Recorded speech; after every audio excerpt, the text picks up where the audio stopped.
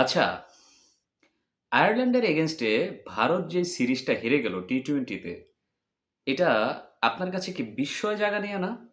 এটা কি আপনার কাছে আশ্চর্যজনক কিছু মনে হয় নাই? আপনার কাছে যদি আশ্চর্যজনক কিছু মনে না হয়ে থাকে, তাহলে আপনি এটা ভেবে নিতে পারেন যে আসলে আপনি ক্রিকেটটাকে অত বেশি কাছ থেকে দেখেন না, কিংবা ক্রিকেট নিয়ে অত বেশি আলোচনা সমালোচনায়ও আপনি কান দেন না। তবে যারা ক্রিকেট খেলা দেখে নিয়মিত, তাদের কাছে হয়তোবা খুব অবাক লেগেছে এই বিষয়টা যে ভারত ক্রিকেটে ওয়ার্ল্ড চ্যাম্পিয়ন। তাও আবার কোন ফরম্যাটে? টি-20 তে। তাও আবার কতবার? বিগত ২ বছরের ব্যবধানে ২ বারের টি-20 চ্যাম্পিয়ন তারা। সেই টিমটাই কিনা আয়ারল্যান্ডের কাছে একদম নাকানো-চুবানো খেয়ে গেল। এই জিনিসটা কার বিশ্বাস হবে বলেন তো? ব্যক্তিগতভাবে আমার তো কোনোভাবেই বিশ্বাস হচ্ছে না যে ভারত আয়ারল্যান্ডের কাছে টি-20 সিরিজটা হেরে গেছে। ইভেনচুয়ালি এরকমভাবে হেরেছে যে যেখানে ভারতের ডমিনেট করার কথা ছিল, যেখানে ম্যাচগুলা আমি তো ভেবেছিলাম যে ভাই যে কয়টা ম্যাচ আছে সবগুলা ম্যাচে ভারত হোয়াইট ওয়াশ করবে আয়ারল্যান্ডকে। কিন্তু সেটা তো হইল না। কেন হইল না সেটা?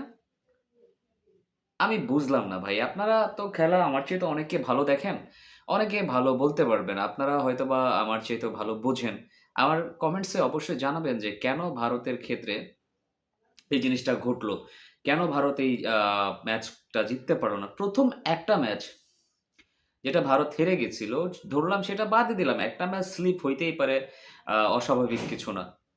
কিন্তু 2nd ম্যাচটা ভারত ১৫৪ রান করতে পারল না। সেই জিনিসটা আসলে আমার কাছে ঠিক বোধগম্য না ভাই।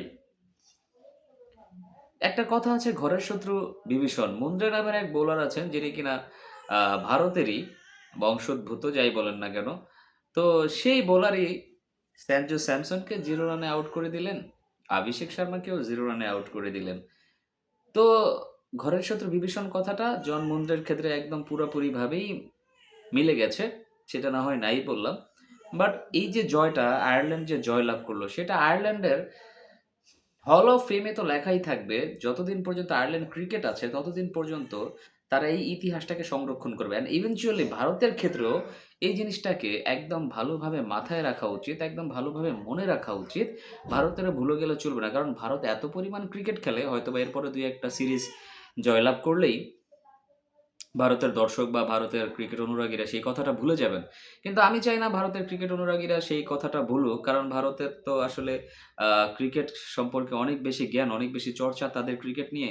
তাদেরকেই খুঁজে বের করতে হবে আয়ারল্যান্ডের এগেইনস্ট এ তারা কেন হারল? নয়তোবা লাস্ট টানা ১৬ টা টি-20 সিরিজ জিতা একটা টিম কিভাবে আয়ারল্যান্ডের এগেইনস্ট এ হেরে যায়, তাও আবার ১৫৪ রানের টার্গেট তারা চেজ করতে পারে না, সেইটাও আয়ারল্যান্ড ১ রানের ব্যবধানে জয়লাভ করে ফেলে। খুবই আশ্চর্যজনক বিষয় এটা আমার কাছে। আমি বুঝলাম না ভাই। ব্যাটিং এ তো কোনো কমতি ছিল না। ব্যাটিং এ কে ছিল না কে? এটাই তো ওয়ার্ল্ড কাপ উইনিং টিম ভারতের। এটাই তো ভারত, বলার তো সুযোগ নাই যে ভারতের বি টিম, ভারতের সি টিম, ভারতের ডি টিম, ই টিম, এটা তো বলার সুযোগ নাই। আমার কাছে তো মনে হয় যেন এটাই ভারতের স্ট্রং টিম, এটাই ভারতের স্ট্রং লাইন আপ, কিংবা যেটাই হোক। হইতে পারে যে শ্রেয়াস আইয়ার হয়তোবা নতুন ক্যাপ্টেন হয়েছেন, দলের সাথে কোপ আপ করতে পারছেন না। হইতে পারে এই জিনিসটা, হইতে পারে একটু টাইম লাগতে পারে। বাট তাই বলে কি আয়ারল্যান্ডের সাথেও সিরিজ হারা যায়? ভারত যেখানে ম্যাচই হারে না, টি-20 তে স্পেশালি, যেখানে ঈশান কিষানের মতো বিধ্বংসী ব্যাটার আছে, অভিষেক শর্মা আছেন, সঞ্জু স্যামসন আছেন, তিলক ভার্মা আছেন। মানে কি চিন্তা করে তারা এই সিরিজটা হেরে গেল?